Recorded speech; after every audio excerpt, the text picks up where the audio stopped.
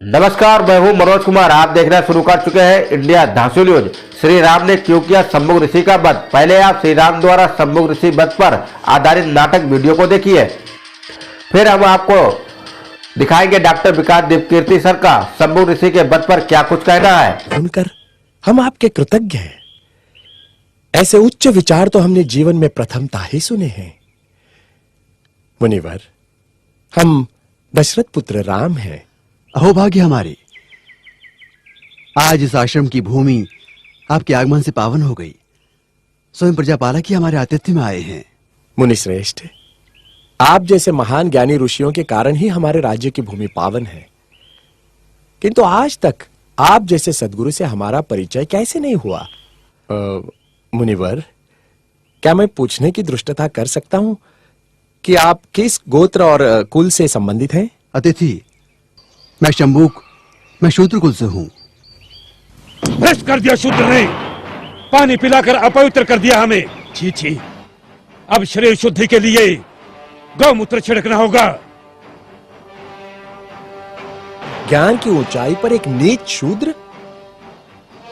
हमारा हृदय इसे स्वीकार नहीं करता। किंतु ये सत्य है राजा राम, मैं शूद्र हूं। ज्ञान की गंगा का स्पर्श मात्र ही जिनके लिए वर्जित है, उनके पास ज्ञान का भंडार असंभव। तभी तो राम राज्य में अराजकता फैली है। राम, क्या आपको ज्ञात है कि धर्मानुसार आपका अपराध जघन्य है? मेरा अपराध? क्या शूद्र का ज्ञान प्राप्त करना अपराध है? हाँ, अपराध है, जिसके कारण हमारे राज्य में एक ब्राह्मण पुत्र की अल्पायु में मृत्यु हो गई। हे कर्तव्यनिष्ठ राम, बड़े ही दुख के साथ मुझे कहना पड़ रहा है कि निष्कारण ही आप मुझे ब्राह्मण पुत्र की मृत्यु का दोषी ठहरा रहे हैं, जिस घटना से मेरा कोई संबंध नहीं, उसका मुझ पर। राजा राम, मैं न कहता था जिसका जो कार्य है वही कार्य उसे करते रहना चाहिए, नहीं तो ये शूद्र भी एक दिन अपना सर उठाकर हमको ज्ञान पढ़ाएंगे। राजा राम, तुमको असंगत कहेंगे। शंभुक, तुमने धर्म की मर्यादा का उल्लंघन किया है। मैंने किसी धर्म की मर्यादा का उल्लंघन नहीं किया है। मैं एक ही धर्म को मानता हूं, वो धर्म है प्रकृति का धर्म, और उसके अनुसार सभी मानव समान हैं। न कोई ब्राह्मण है, न कोई शूद्र है। देखो देखो, इसकी जीवा कैसी लप लपा रही है। भविष्य में शास्त्र धर्म की शिक्षा लेकर तुम राजा राम को ही आह्वान दोगे। ऋषि, हमें किसी राजसत्ता और वैभव की लालसा नहीं है। हमें तो सिर्फ एक मानव जैसा जीवन व्यतीत करना है, और फिर बस समाप्त करो तुम्हारे वचन। 2 अक्षर क्या पढ़ लिए, हमें ही ज्ञान की भाषा सिखाने लगे। राम, ये अपराधी है और इसे दंड मिलना ही चाहिए, नहीं तो ऐसे पापियों के कारण हमारे राज्य में आपत्ति आ सकती है। आपके धर्म की पाप और पुण्य की कल्पना से मैं अच्छी तरह परिचित हूं।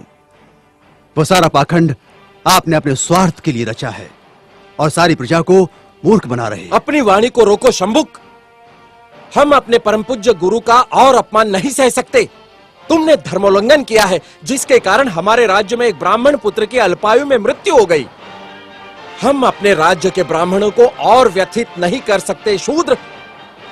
किंतु ब्राह्मण पुत्र की मृत्यु का कारण मैं कैसे हो सकता हूं? हे राजन, बड़ी नम्रता से दुस्साहस कर रहा हूं। आप तनिक अपने मन दर्पण में झांक कर तो देखें, तो आपको पता चलेगा कि आज की और कल की आपकी छवि में कितना अंतर पड़ा है।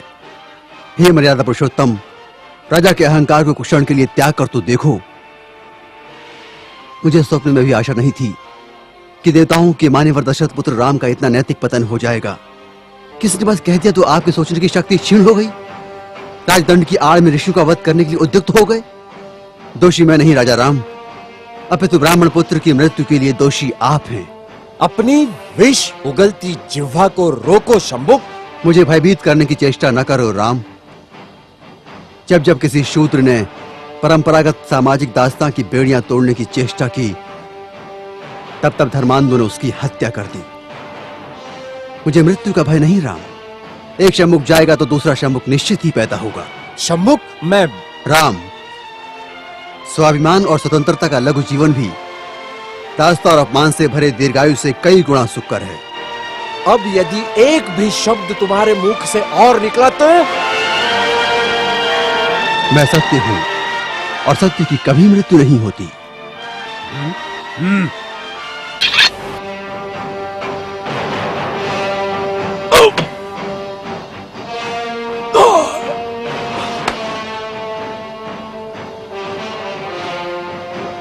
न्याय प्रिय प्रभु रामचंद्र की जय।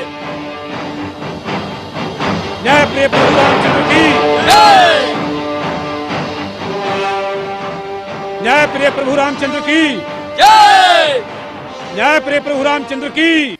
आपको बताते चले कि 4 माह पहले दिव्य कीर्ति सर ने दी लल्लन टॉप में दिया इंटरव्यू में क्या कुछ बताया, पहले आप इस इंटरव्यू को देखिए, बस सुनिए। दूसरा जो वीडियो वायरल हो रहा है वो शंभूक वध को लेकर है जी। उस पर क्या कहेंगे आप? शंभूक का जो प्रसंग है ये बहुत ही विवादास्पद प्रसंग है हमारी राम कथा में, और मतलब अच्छा तो नहीं लगता है, मुझे भी नहीं अच्छा लगता है। मैं ईश्वर से प्रार्थना करता हूँ कि काश ये प्रसंग न होता, पर ये प्रसंग है तो मैं क्या करूँ इसमें। ये जो पुस्तक है इसका नाम आपने खूब सुना होगा, ये रामायण है, श्रीमद् वाल्मीकि रामायण। गीता प्रेस गोरखपुर से छपी है, उसका द्वितीय भाग है। ये पुरानी पुस्तक मेरे पास रखी थी, मैं वहीं से लेके आ गया हूँ। ये उसका पृष्ठ संख्या 774 और 775 है। इसको भी आप आराम से ध्यान से देख सकते हैं, ठीक है। 775वें पृष्ठ पर इसका 76वां सर्ग शुरू हो रहा है, और 76वें सर्ग में ये कहानी पहली बार आई है, उत्तरकांड में आई है। अब आज मैंने ट्विटर पे कुछ लोगों ने मुझे रेफरेंसेस भेजे जिसमें लोग कह रहे हैं कि रामायण में तो उत्तरकांड है ही नहीं, तो ये उत्तरकांड की बात कैसे कर रहा है। ये गीता प्रेस है, रामायण है, ये रामायण का उत्तरकांड है। इसमें आप अगर देखना चाहें तो देखें, सबसे ऊपर क्या लिखा है, उत्तरकांड। अब कुछ लोगों ने अपनी कल्पना से ये मान लिया कि उत्तरकांड रामचरित या रामायण का हिस्सा नहीं है, तो उसमें मैं क्या कर सकता हूँ, इसमें तो लिखा हुआ है उत्तरकांड। और इस प्रसंग में जो बात कही जा रही है वो क्या है, देखिए मैंने ये संदर्भ क्यों दिया, तुलसीदास क्यों प्रगतिशील हैं। प्रसंग ये है कि शंभूक एक शूद्र व्यक्ति था, वो तपस्या कर रहा था त्रेता युग में। एक, मुझे पूरी कहानी उस समय ध्यान नहीं थी तो मैंने बहुत संक्षेप में कही थी, अब मैं थोड़ा ध्यान से विस्तार में पढ़ा। एक ब्राह्मण के पुत्र की असमय मृत्यु हो गई 12-13 साल की उम्र में, तो वो रोता हुआ विलाप करता हुआ राजा राम के पास पहुंचा। राम उस समय राजा बन चुके हैं। तो राम ने पूछा, बताओ क्या बात है भाई। तो उसने बताया कि मेरे पुत्र की असमय मृत्यु हुई है, और ऐसी अकाल मृत्यु हमारे राज्य में कभी नहीं होती थी, जरूर कोई अधर्म हो रहा है। और चर्चा होते होते समझ में आया कि अधर्म का मतलब ये है कि कोई ब्राह्मण या क्षत्रिय के अलावा कोई है जो तपस्या कर रहा है, तो उसमें यह प्रसंग आता है। तो फिर राम को निर्देश मिला कि वो इस चीज़ को सुधारें। राम खोजते हुए गए, और जब खोजने के बाद पहुंचे तो उनको ऐसा दृश्य दिखा, एक व्यक्ति पेड़ से उल्टा लटका हुआ तपस्या कर रहा था। राम ने उससे पूछा, बड़ी विनम्रता से पूछा कि आप कौन हैं, किस वर्ग से हैं, किस जाति से हैं, किस समुदाय से हैं। और लंबी बातचीत हुई। उसके बाद उसने बताया कि आप मुझे शूद्र समझिए, ये तीसरे श्लोक का हिस्सा है, आप मुझे शूद्र समझिए, मेरा नाम शंभूक है। उसका जो अगला छंद है, भाषतस्तस्य शूद्रस्य खड्गम सुरुचिर प्रभम निष्कृष्य कोशाद विमलम शिरच्छेद राघव। वो क्या कह रहा है, वह इस प्रकार कह ही रहा था कि श्री रामचंद्र जी ने म्यान से चमचमाती हुई तलवार खींच ली और उसी से उसका सिर काट लिया। और अगला छंद कह रहा है कि जैसे उसका वध हुआ, इंद्र व अन्य देवता बहुत अच्छा कहकर भगवान श्री राम की अभ्यर्थना करने लगे। ये प्रसंग वाल्मीकि रामायण में है। बुरा प्रसंग है। वाल्मीकि के समय में शायद ये सामाजिक चर्चा इतनी नहीं होती होगी, सोशल डिस्कोर्सेस वैसे नहीं होंगे। सीधी सी बात है, हम भी अपने समय की सीमाओं से बंधे हुए हैं, हर व्यक्ति बंधा होता है, हर लेखक बंधा होता है। इसके लगभग 1000 साल बाद 9वीं शताब्दी में भवभूति ने उत्तर रामचरित लिखा। भवभूति बहुत महान साहित्यकार हैं। ये भवभूति का उत्तर रामचरित है, ठीक। भवभूति के उत्तर रामचरित में भी ये प्रसंग आता है। और मैंने इस प्रसंग को यहाँ से नहीं पढ़ा था, ये तो मैंने आज पहली बार पढ़ा। मैंने कहाँ से पढ़ा था, दिल्ली विश्वविद्यालय के बहुत प्रसिद्ध प्रोफेसर रहे हैं, प्रोफेसर विश्वनाथ त्रिपाठी। उनकी किताब है लोकवादी तुलसीदास। तुलसीदास का अध्ययन करने के लिए मानते हैं कि इससे बढ़िया कोई किताब नहीं, इतनी गहरे अनुसंधान से किताब लिखी हुई है। और विश्वनाथ त्रिपाठी होना मजाक नहीं है। 50-60 साल की तपस्या करनी पड़ती है, तब जाके व्यक्ति उस स्तर पे अध्ययन कर पाता है। सारी पुस्तकों का अध्ययन विश्लेषण किया उन्होंने। मैंने ये किताब पढ़ी हुई थी और इस किताब में क्या लिखा है मैं कुछ पंक्तियां पढ़ देता हूँ। वाल्मीकि, भवभूति, तुलसी और निराला के राम चरित्र में जो अंतर है उसका कारण इन महावीर कवियों के युगबोध का अंतर है।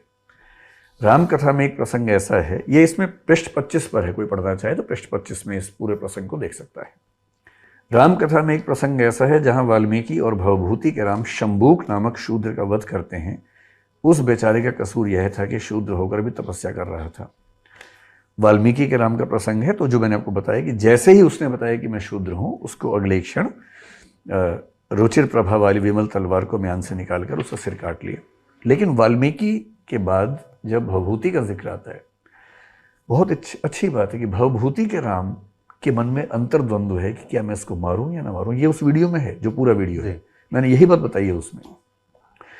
भवभूति बहुत परेशान, भवभूति के राम बहुत परेशान है कि मैं क्यों मारूं, भाई तपस्या तो कर रहा है। और फिर क्या लिखा है, भवभूति के राम के हृदय में शंबूक को मारते समय द्वंद्व है, उनके मन में करुणा जगती है। फिर अपने को निर्मम बताते हुए कहते हैं कि हे कठोर गर्भा सीता को घर से निकाल देने वाले मेरे दाहिने हाथ, तुझ में करुणा कहाँ।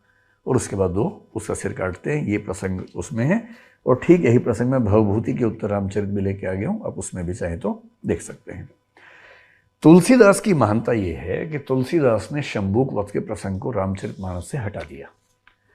और मैं उसमें ये बताना चाह रहा हूँ, जो कि बताया विश्वनाथ त्रिपाठी जी ने लिखा है, उन्हीं की किताब से बता रहा हूँ कि लेखक सिर्फ इसलिए महान नहीं होता कि उसने क्या लिखा है, लेखक इसलिए भी महान होता है कि परंपरा की कौन सी बात को छोड़ दिया है। तुलसीदास जी ने शंबूक वध के प्रसंग को छोड़कर महानता दिखाई, सीता परित्याग को छोड़कर महानता दिखाई, और इस प्रसंग को बताते हुए पीछे के संदर्भ देने पड़ते हैं। उसी पर यह सारा का सारा शोर हुआ। सवाल यह उठता है कि किसी शूद्र के शिक्षा प्राप्त करने से क्या किसी की अल्पायु में मृत्यु हो सकती है? वर्तमान समय में चपरासी से लेकर राष्ट्रपति तक शूद्र जाति के हैं, तो क्या अल्पायु में मृत्यु नहीं हो रही है? कहने का मतलब यह है कि जिसने जन्म लिया है उसे एक दिन मरना अवश्य है, और हाँ, कौन कितना जिएगा इसका कोई पता नहीं है। ये नहीं कि शूद्र ने शिक्षा प्राप्त कर ली इसलिए अल्पायु में बालक की मृत्यु हो गई।